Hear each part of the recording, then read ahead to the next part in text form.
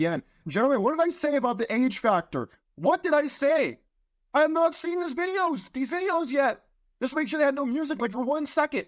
And now look, what did I say? It's the older women, every time.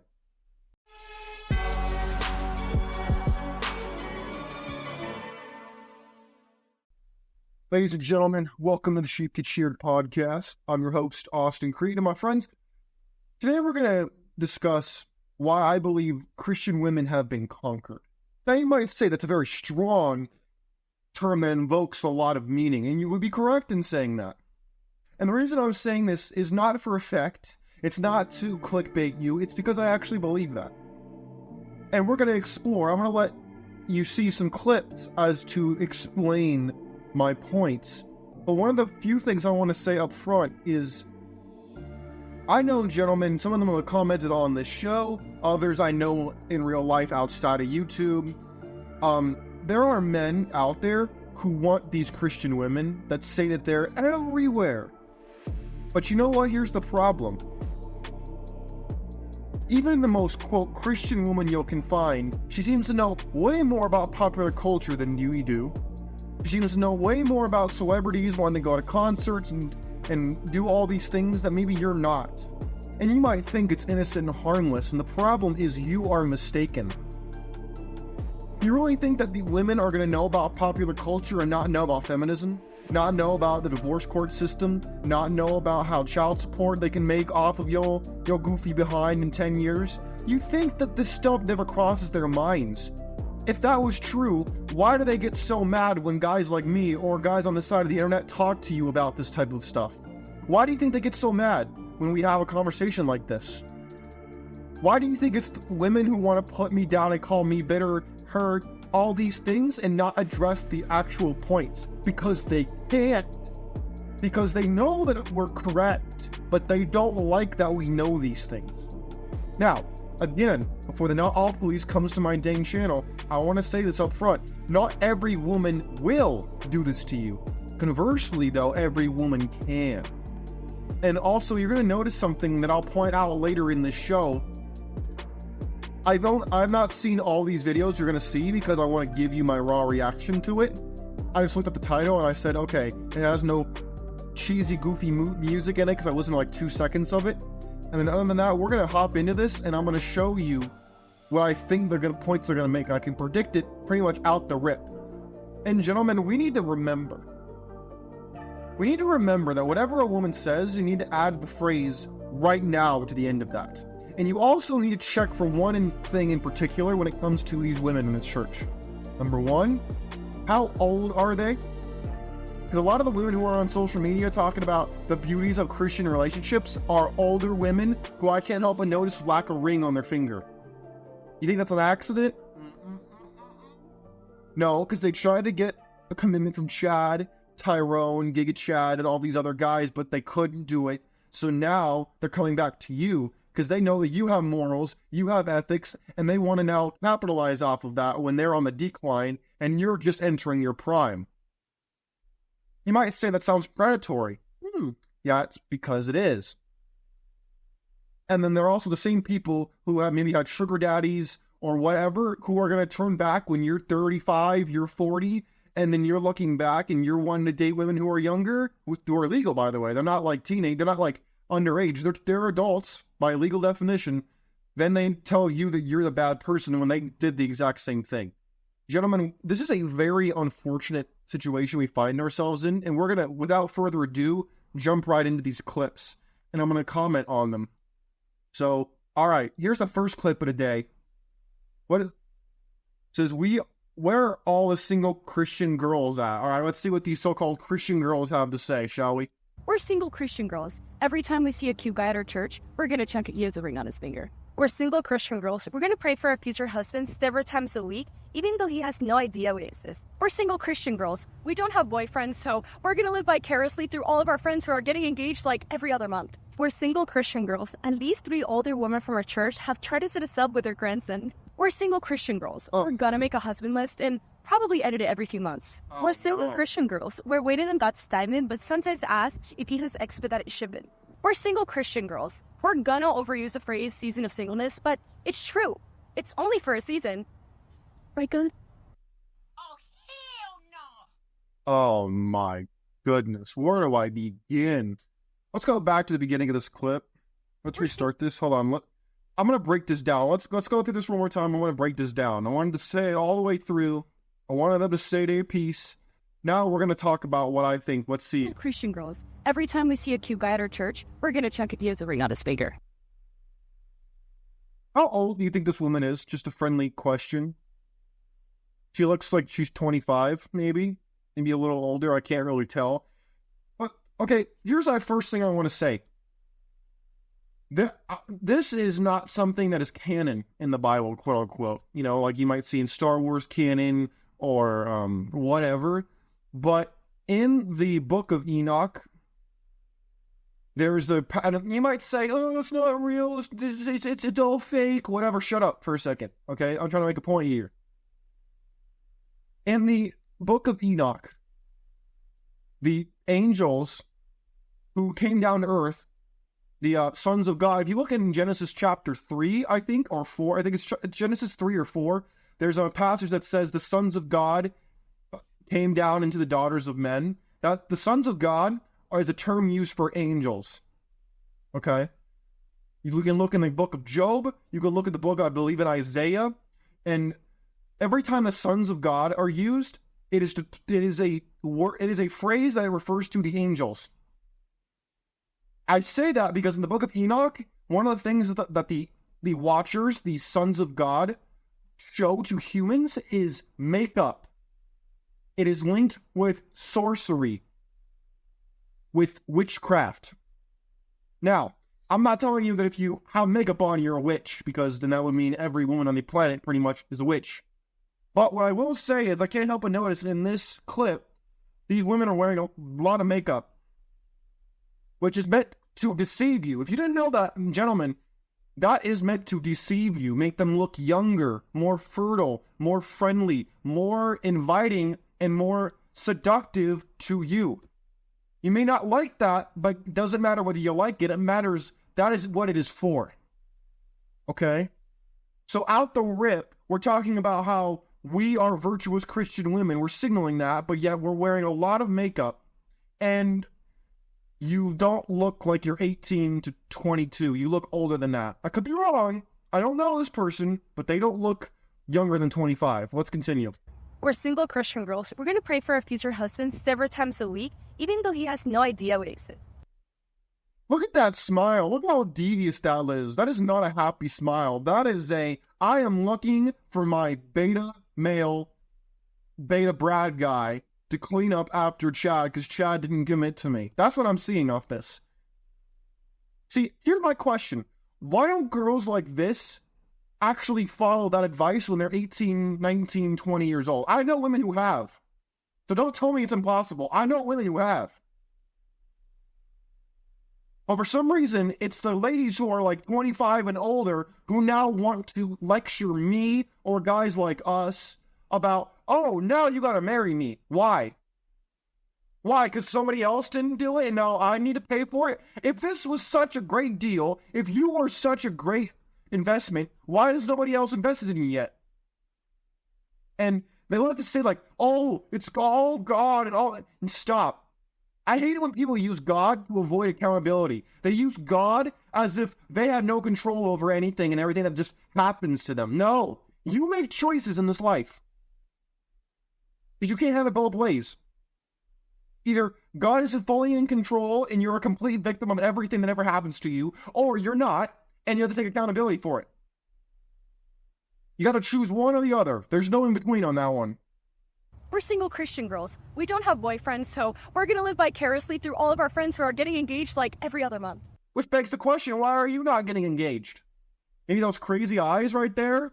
Look at those big crazy eyes, man. Oh man. Now I can see why it's your friends and not you. We're single Christian girls, and these 3 older women from our church have tried to set us up with their grandson. Yeah, because the grandson is like, no. Again, oh no, bro. This is too easy. This is just too easy to rebuttal. We're single Christian girls. We're gonna make a husband list and probably edit it every few months. Oh, in other words, I'm gonna keep raising the bar on you because as I get older, I need more and more maintenance, more and more things from you because I've been more and more jaded by all the men in my past. Oh, brother. We're single Christian girls. We're waiting on God's timing, but sometimes ask if he has expedited shipment. How about maybe you just choose the right man? How about maybe you stop looking for... There's an old saying in this space that women want Tupac with a degree. These women want Giga Chad with a soft, with like in a soft guy type of era. Shout out to the soft guys. They want Giga Chad, they want like Giga Chad, buff, chiseled, entrepreneurial guy who's also simultaneously extremely humble, extremely generous, and wants to get married knowing he's liable to lose half of everything he's ever invested into himself and his businesses. They want Mr. Impossible Man, not Mr. Improbable Man, but Mr. Impossible Man. And they don't think I didn't notice how she blamed God as if God's the blame for her singleness. No, ma'am, that's your fault. You've chosen men who did not commit to you, who used you and discarded you. You knew that was likely to happen, but you chose that man thinking it would be different and you could change him and you couldn't, and now you pretend to be the victim. I'm not buying this. We're single Christian girls. We're gonna overuse the phrase season of singleness, but it's true. It's only for a season. How old are you, ma'am? I want to know, because the season looks like it's been extended a little bit. My God. Stop using God as if God's the reason that you are single. No, you just can't choose a man. It's not complicated. This is not brain science or rocket surgery. I know I used those two. I know I changed that up. That was on purpose. My friends, don't feel sorry for these people. They could have a boyfriend tomorrow, but they don't, because the guys who they actually want will not give them the relationship that they want. Do not fall for this. Do not let them deceive you. Don't let this happen. If you want to feel bad for them, I would advise you not to. Because women control the intimacy in a relationship. You as a man control a commitment. That is a well-known fact in the space. But the problem is, people are often too afraid to bring this in the church. Oh, I'm not afraid to do it. Because the church is an extension of the larger ecosystem that we live in. Might be a smaller one, but it's a subset. And there is a Passover, no pun intended, because it's Passover season. There is a connection, a Passover from the society at large into the smaller subsection called the Christian church, the Jewish synagogue, the Muslim madrasas. This is not an accident. We are seeing this happen all over the place. And then they want to blame you as a man as if it's your fault. No, it's not your fault. Alright, let's see what this next video got to say.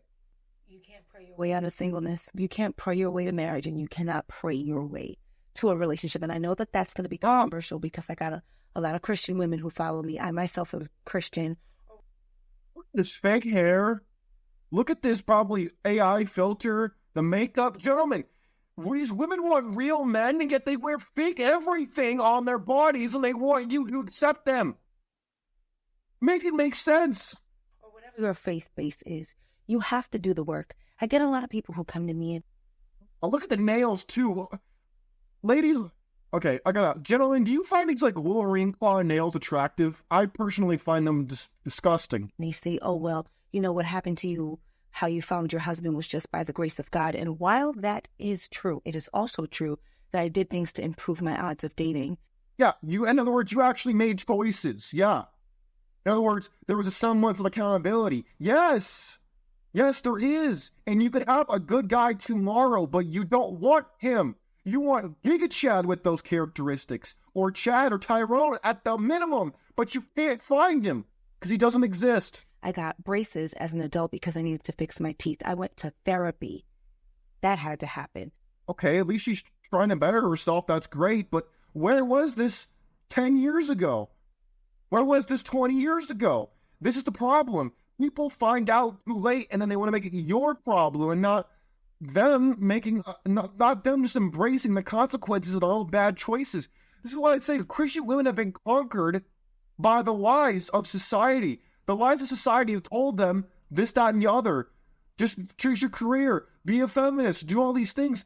And then they do that, and then they don't want to take accountability for the choices they chose to make, and instead they want to blame you as the man for not committing to them. No. What? Yeah, that's right. You want to say, what? That can't be true. It's not true. It's a lie. Oh, hell no! It's not true, and that's the problem. I want people to take accountability for their own actions. I took Feminine Renaissance University. I took a styling course. What? The hell is that? And I took some etiquette lessons in Switzerland. All of that definitely improved my dating. Ma'am, you should have done... How old are you? I need to know, because you look like you're 35 to 40. I always had the grace of God. Even in the 20 years where I was single, dating in the dead end, Oh my... 20 years? Oh, man. This woman's cuckoo for Cocoa Puffs now. always had the grace of God. You always have the grace of God. So that's a given. But you can't do this based on praying in God's grace. This is why a lot of single Christian women are at the back of the line. They haven't found the marriage that they just... Why are we dancing around the idea that, yes, you made bad choices? You made your bed, you're lying in it. Why are we not pretending? Why are we pretending that that's not the case? Sorry, they haven't found the man that they desire because they think prayer is all they have to do. No, you're going to have to put yourself out there. You're going to have to risk rejection. You're going to have to improve yourself. You're going to have to get fit. She's on the right track. She's not wrong with this. The problem is she's now like 35 to 40. You should have done this 20 years ago and then you'd be fine. But now, ma'am, you look like you're 35 to 40. You might be doing all these things now, but men who actually want to start a family, they can't choose you unless they want to spend $100,000 on IVF and all this other stuff just for them to get praying mantis because you've been so accustomed to being single. This is not an accident. You're going to have to heal mentally, emotionally, spiritually. All right. I've had enough of this video. Oh, guys, moral of the story. You made bad choices, you get bad results. And this is why I say the Christian women have been conquered. They've been conquered by their own bad choices. They bit the apple just like Eve did, and now they want to blame Adam, they want to blame God. In the story in the Bible, it's Adam who blames Eve. Now we have Eve blaming Adam. It's unbelievable to me. Here's the last video. Let's see how much I can stomach of this before we wrap up the show. Say less. Not a makeup. Oh, what did I just say about makeup? Ladies, if you're listening to me and you haven't run off already or left me a comment that I'm a bitter and hurt Christian man, let me tell you something. If you want to have a real Christian man relationship, stop looking like a woman who works on the street or is an escort. Please, stop doing it. Stop trying to look like all of the models on Instagram and TikTok. Please. Because then you're going to get treated like one. That's like me going outside with wearing a clown costume and having a beep, beep, beep nose, and then people being like, oh, look, he's a clown, and me being mad. Oh, how dare you call me a clown? If I'm dressed like a clown, if I look like a clown, and if I act like a clown, you're going to call me a clown. It's like these women saying, oh, I'm not artificial. Oh, no, I'm genuine. Oh, no, I'm real. But yet, your eyelashes are fake. Your hair color is fake. Your makeup is fake. Your teeth are probably artificially whitened. All these things are fake. And then you want a real relationship. Brothers, what the hell? Dating a woman of God is an absolute game changer. She will bring out a different type of love and experience for a man. You see, Oh, really? a woman who has a relationship with God is going to be instilled with qualities such as love, compassion. Where was this love 20 years ago, ma'am? You look like you're 35 or 40. Again, gentlemen, what did I say about the age factor? What did I say? I have not seen these videos yet. Just make sure they had no music like for 1 second. And now look, what did I say? It's the older women every time. Empathy and forgiveness. There are 3 things that you will ultimately find in a woman of God. Number 1, unconditional love.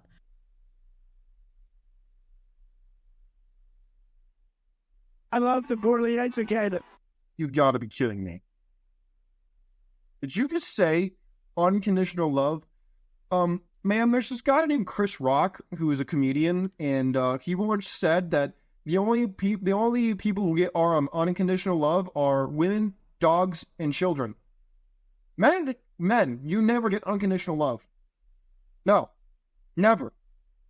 And if you don't believe me, let me ask you a question. When a woman says you need to have this, and the other thing to qualify for me, what are those called? Contingencies. Yes, that's correct. Which means that if you don't reach this bar, you're not deserving of her love, which makes it conditional. Does it not? Considering if you don't follow these terms, the contract is terminated. The contract being access to her body. That is a condition. A conditional love. It's called math. A woman of God's love often reflects the unconditional love that she believes that God has for her. Where was this love 20 years ago when you actually had fertility and everything else? This means that the love that she has for her partner goes beyond partner. Again, this term partner is a psyop meant for the rainbow riding community. That is who uses these terminologies. And now you have even Christian women talking about you being a partner. No, you are his wife. He is your husband. You are his wife. This is not a partnership. Now, do you see why this is important that we talk about this? This is what I'm talking about. This passing over of ideals from one side of the tracks to the other side of the tracks, but they still want the traditional options without any of the traditional conditions at all. Nothing. on superficial conditions and expectations. Now, her love is rooted in acceptance, faith, and forgiveness, mirroring the... Oh, in other words, forgive me of my past because I was doing double backflips on Chad Tyrone and front flips on Giga Chad and doing all these things, but that doesn't matter anymore because now I'm a reformed woman. Yeah, whatever. love that she receives with her relationship with God. Second, stability and support. You see how she put that second instead of first because that's what she actually wanted, but she couldn't say that up front because then that might make her look bad. Yeah, I'm seeing the translation here. Now, a woman of God's faith is often equipped with empathy and compassion and the ability to provide. I'm getting a migraine like you. Oh, I can't. I'm getting nauseous. I ate like 30 minutes ago, and I'm getting nauseous listening to this right now. I'm getting nauseous. My body is physically rejecting this right now. This is a disgrace. I'm getting nauseous listening to this. How much more can I stop? Oh, there's a minute left. Oh. Emotional support. Her strong foundation in faith teaches her to be there for others during joy, sorrow, and challenges. She can offer a listening ear, wise counsel, a safe space where her partner can feel comfortable with his struggles. And the third and last thing that you will find in a godly woman is inspiration and encouragement. Gentlemen, let me ask you a question. When's the last time you told your girl something and it didn't come back like a boomerang to hit you? It wasn't used against you when she was mad or upset, or it wasn't thrown back in your face when you did something she didn't like and then she threw it back in your face even though you told it to her in confidence. Are we going to pretend like that doesn't happen, really? Oh boy. Come on. I can't take this anymore. This is a disgrace. I can't do this anymore, man. I'm physically feeling sick. I physically feel ill listening to this right now. Gentlemen, I'm sorry. I can't stomach any more of this. This is why men are checking out of the church in droves. This right here, this is why men are not going to church and they're going their own way. This is why women are going into church 25, 30, 35, 40, looking for the good men, and they can't even find them because the men are waking up to this reality. They are seeing that they are being set up for failure, set up for being exploited, and set up to pick up other people's leftovers. Yeah.